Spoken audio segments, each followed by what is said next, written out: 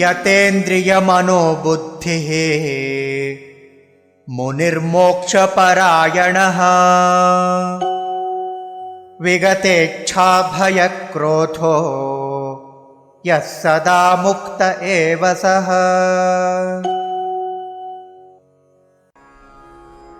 यत इंद्रिय मनः बुद्धिः मुनिः मोक्ष परायणः विगत इच्छा भय क्रोधः यः सदा मुक्तः एव सः।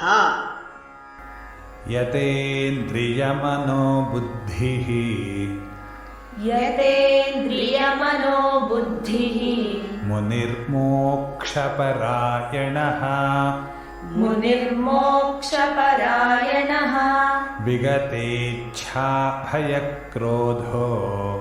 विगतेच्छाभयक्रोधो यः सदा मुक्त एव सः।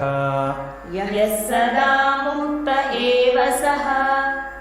यतेन्द्रियमनोबुद्धिर्मुनिर्मोक्षपरायणः यतेन्द्रियमनोबुद्धिर्मुनिर्मोक्षपरायणः विगतेच्छाभयक्रोधो यः सदा मुक्त एव सः।